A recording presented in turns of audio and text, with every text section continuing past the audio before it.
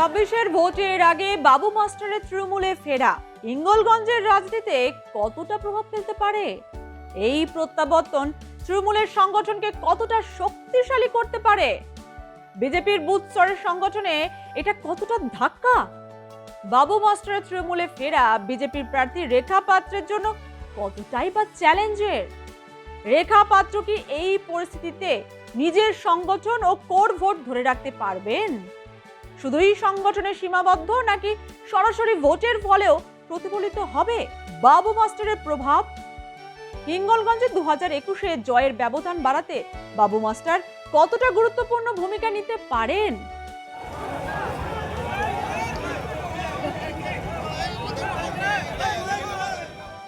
একসময় তৃণমূলের দাপুটে মুখ হিসাবে পরিচিত ছিলেন বাবু মাস্টার। 2020 সালের ডিসেম্বর মাসে তৃণমূল ছেড়ে বিজেপিতে যোগদান করেন তিনি।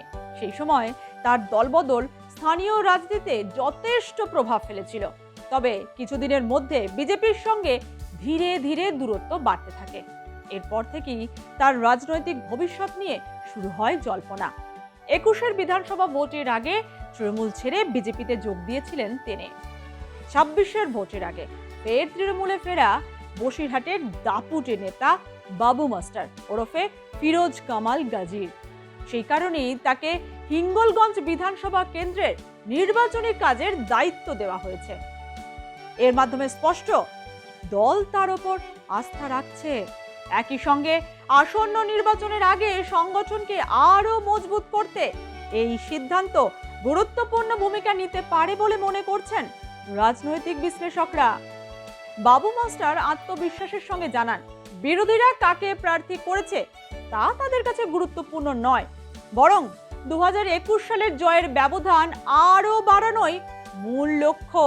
তৃণমূল কংগ্রেসের প্রার্থী পরিবর্তন চেয়েছে এবং পরিবর্তন করে দলের সর্বভারতীয় সভানেত্রী এবং দলের আমাদের যুব আইকন অভিষেক বন্দ্যোপাধ্যায় তারা খুব ভাবনা চিন্তা করে অত্যন্ত সজ্জন ব্যক্তি হিসেবে এবং অত্যন্ত ভালো ব্যবহারের মানুষ হিসেবে আনন্দ সরকারের গোটা বিধানসভাতে একটা পরিচিতি আছে এবং সেই পরিচিতিটাকে মর্যাদা দিয়ে সজ্জন ব্যক্তিটাকে মর্যাদা দিয়ে তারা হিঙ্গলগঞ্জের ক্যান্ডিডেট হিসেবে আনন্দ সরকারকে দাঁড় করিয়েছে তৃণমূলের টিকিটে।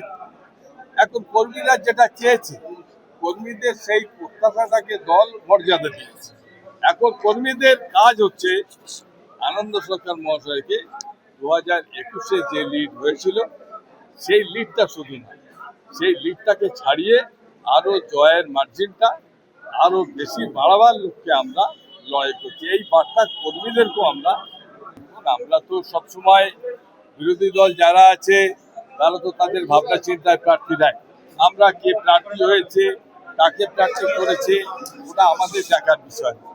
আমাদের দেখার বিষয় একটাই এবং লক্ষ্য একটাই, তৃণমূল কংগ্রেস প্রার্থী দিদি এবং অভিষেক বন্দ্যোপাধ্যায়ের মনোনীত প্রার্থী আনন্দ সরকার মহাশয়কে আমাদের জেতাতে হবে, ব্যাপক ভোটে জেতাতে হবে। আমাদের লক্ষ্য হচ্ছে একটা। 2026-এ ভোটের আগে তৃণমূলে বাবু মাস্টারের ফিরে আসা হিঙ্গলগঞ্জের রাজনীতিতে একটি তাৎপর্যপূর্ণ ঘটনা বলেই মনে করছে বিশেষজ্ঞ মহল। কারণ তিনি শুধু একজন নেতা নন, এলাকার গ্রাউন্ড লেভেল সংগঠনের সঙ্গে তার দীর্ঘদিনের সংযোগ রয়েছে। এলাকার বহুদিনের পরিচিত মুখ এবং তৃণমূলের সংগঠনের সঙ্গে তার পুরনো যোগ থাকায় গ্রাউন্ড লেভেলে তার একটা নিজস্ব নেটওয়ার্ক রয়েছে। বিশেষ করে পঞ্চায়েত স্তরের নেতৃত্ব ও কর্মীদের সঙ্গে তার সরাসরি যোগাযোগ রয়েছে। সারা বিধানসভা নয়, সারা ওয়েস্ট বেঙ্গল ওরা এটা করবে, কারণ ওদের কুৎসার, ওদের মিথ্যা অপচার।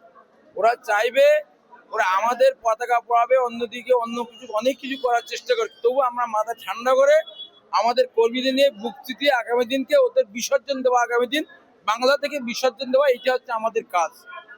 আমরা যারা করেছে প্রশাসনিকভাবে আমরা প্রশাসনের দায়িত্ব দিয়েছি, প্রশাসন তারা তাদেরকে তদন্ত করে সঠিক যারা করেছে তাদের প্রতি যেন বিচার হয়, এটা আমাদের পাত্র। এই কেন্দ্রে তৃণমূলের প্রার্থী আনন্দ সরকার। ভোটের আগে বাবু মাস্টারের তৃণমূলে ফেরা নিঃসন্দেহে একটা পজিটিভ দিক। প্রার্থী আনন্দ সরকার মনে করেন অভিজ্ঞ সংগঠক শাহিদুল্লাহ গাজী এবং এলাকার ভালো দখল থাকা বাবু মাস্টারের সমন্বয়ে হিঙ্গলগঞ্জে তৃণমূলের সংগঠন আরো শক্তিশালী হবে। দেখুন, হিঙ্গলগঞ্জের মাটি তৃণমূলের শক্ত ঘাঁটি। আমার ডাইনে এবং বায়ে যে নেতৃত্ব আছেন তাদের চেনা মাঠ, চেনা ক্যাপ্টেন, তাদের এই বিধানসভার ভোট পরিচালনা করার ক্ষেত্রে কোনো রকম অসুবিধা আছে বলে আমার মনে হয় না। দেখুন, হিঙ্গলগঞ্জের মানুষ 100% আশাবাদী।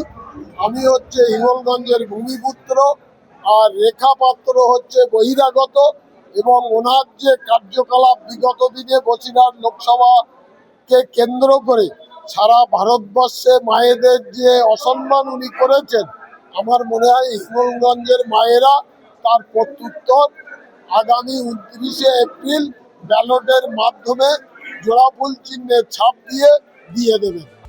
অন্যদিক থেকে দেখতে গেলে বিজেপির ক্ষেত্রে এটি হয়ে উঠতে পারে একটা আশঙ্কার বিষয়। এই কেন্দ্রে বিজেপির প্রার্থী রেখা পাত্র, তার সবচেয়ে বড় শক্তি হলো তার সন্দেশখালী আন্দোলনের মুখ হিসাবে পরিচিতি। এই ইমেজ তাকে প্রতিবাদের প্রতীক হিসাবে তুলে ধরেছে, যা হিঙ্গলগঞ্জের ভোটে আবেগের ফ্যাক্টর তৈরি করেছে। বিজেপি ঠিক এই কারণেই তাকে প্রার্থী করে বড় রাজনৈতিক চাল দিয়েছে, কারণ এই আবেগ ভিত্তিক সমর্থন নতুন ভোট টানতে পারে। তিনি মাঠে নেমে ঝোড়ো প্রচার চালাচ্ছেন এবং সরাসরি মানুষের সঙ্গে যোগাযোগ করছেন, যা ব্যক্তিগত প্রভাব বাড়াচ্ছে। ফলে বিজেপির 2021 সালে যে ভোট ব্যাংক তৈরি হয়েছিল তা আরো শক্তিশালী হওয়ার সম্ভাবনা রয়েছে। তবে এর পাশাপাশি রয়েছে বেশ কিছু নেগেটিভ দিক। কি সেটা? দলের ভেতরেই তার প্রার্থী পদ নিয়ে অসন্তোষ দেখা দিয়েছে। স্থানীয় বিজেপি কর্মীদের একাংশ তাকে পছন্দ করছেন না। প্রার্থী বদলের দাবিও উঠেছে দলের অন্দরে। এমন অবস্থায় ফিরোজ কামাল গাজী ওরফে বাবু মাস্টারের তৃণমূলে যোগদান বিজেপির কাছেই একটি বড় ধাক্কা বলে মনে করছে বিশেষজ্ঞ মহল।